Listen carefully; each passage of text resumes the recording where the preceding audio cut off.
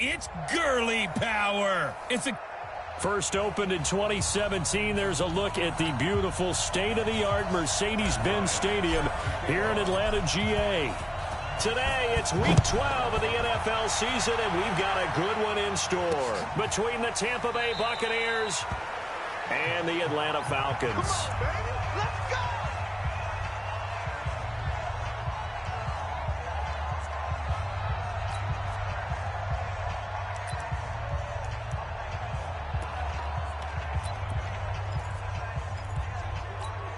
Ready, black 25.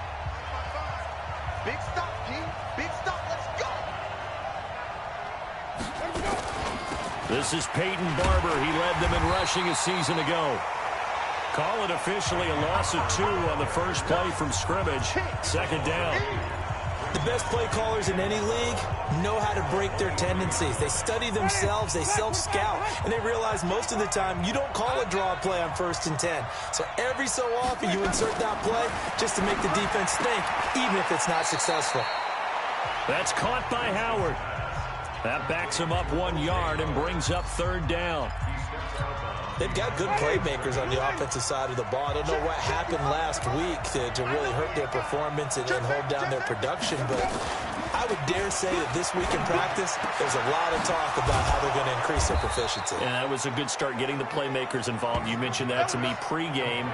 That's what they did there. Yeah, I think a lot of people think the coaching staff really gets on them, and that's how they motivate them. Most of these guys are self-motivated. They have a lot of pride in their performance. Ready, black 25. Gotta do better. Come on, QB. Come on. He's coming. He's coming. Let him go. Barber on 1st and 10. It's a room to maneuver. And he's into the clear. Past the 20. Touchdown, Tampa Bay. Peyton Barber. His 3rd touchdown now on the year.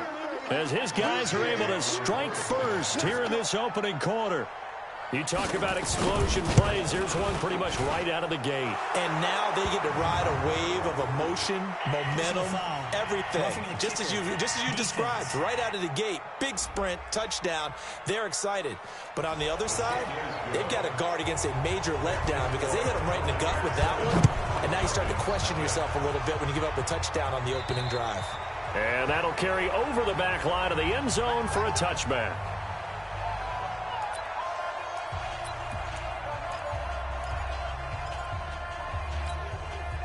Ryan will bring the Falcons up now 1st and 10 at their own 25-yard line. Now the 3rd leading rusher in the NFL last year, Todd Gurley. And he is met in his tracks behind the line of scrimmage. That's going to go as a loss of 1 on 1st down. Nice play right there to stop him behind the line, but I want to see how this defense continues to play him here in the 1st half. Yeah, we know, you know better than I, he has the ability to take over a game, so what do you do? Yeah, I think you have to make sure that you bottle him in at varying levels, because if you crowd everyone to the line of scrimmage, if he breaks through, there's nothing but room to run. 19 yards to pick up there, move the chains. You had to figure they'd try and get the ball to Julio early, and they did it right there. And it doesn't take a degree from MIT to know that, so you had to figure, what's up with the defense? You should know that that's coming right away. On 1st down, it's Gurley. And he'll lose yardage here, back at the 41. That's going to wind up a loss of a full 3 yards on 1st down. I like the strategy. Extra tight ends, extra beef. They want to run the football, but that means they probably want to run it inside. If you get strung out on the perimeter, you're in peril. Yeah, we saw the result, negative yardage. They'll get 4 on 2nd down, but it leaves them with 3rd and still 9 to go.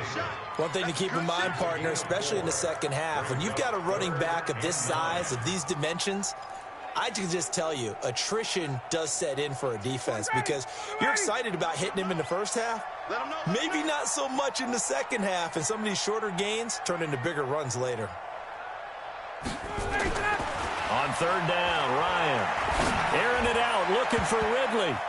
And he knocks the ball away, and it falls incomplete. But that certainly looked like something that they discussed all week in practice getting ready for this one. Take the big shot right out of the gate. At worst, you'll open up the defense a little bit, loosen them up, have them back on their heels. And good hustle here as this is going to be blown dead right at the 9-yard line. I absolutely love the flexibility of these punters. Their leg drive, able to get it way up in the air, and that allows the punt team to get down there and down it inside the 10 because they've had some time. On the ground, it's Barber to start the drive. And he'll be about a full yard shy of the 20 at the 19-yard line. 10 yards on the pickup there, and it'll be second down. Peyton Barber, a surprise workhorse for the Buccaneers in 2018. I don't think they expected him to have 234 carries, but he certainly felt like he could carry the load and just carried it there for a nice gain. Well, they came into this game saying it was important that they set the tone and show that they can run the football. I believe that they've done that here in the first quarter. Ready. Flag. Watch the screen. Watch the screen. Off the play fake, Winston. It's caught by Mike Evans. And he'll get this one way up just shy of the 45-yard line. A really nice gain of 25 yards. And that's the first connection, the #1 overall pick at 2015, finding the #7 pick at 2014 in Evans. And what a great target Mike Evans is for Jameis Winston. Winston's a pretty accurate thrower, but that catch radius that Evans provides, that makes him that much more dangerous. A quick observation, Brandon, because early on in this game, I'm seeing linebackers putting up their noses close to the line of scrimmage. And my guess is the wheels are turning on that other sideline. As a play caller, you're filing that away right now, aren't you? Yeah, you're trying to find that opportunity later on when you can play action them or stick something to them between the second and the third level. Getting the sense, Charles, they're going to put a big emphasis this afternoon on the run game. And why not? What we're seeing so far, it's working pretty well from them. And here's the best part. We always talk about the best performers do their job when the lights come on. I think he likes natural light best. Throwing for his running back, and he's got him complete. And he's into the end zone. Touchdown, Buccaneers. T.J. Logan with touchdown #7 on the year as the Buccaneers tack on to their lead.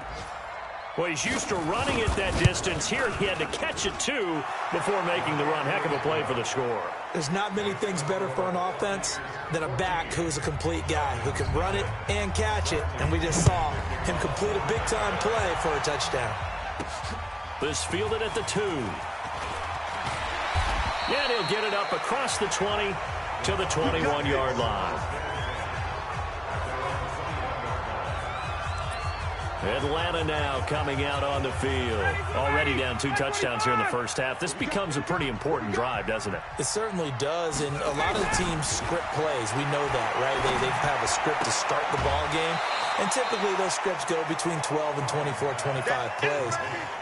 Down 2 touchdowns early, probably not very deep into their script. I think that they'll stay with it. I don't think they'll abandon it just yet and try and generate some offense on this drive. Anything, at least 3 points, get that 0 off the board. And the Buccaneer defense for the second straight play, flexing its muscle by forcing a loss. It'll be a loss of a yard, and they're going to face an uphill battle here on 3rd and long.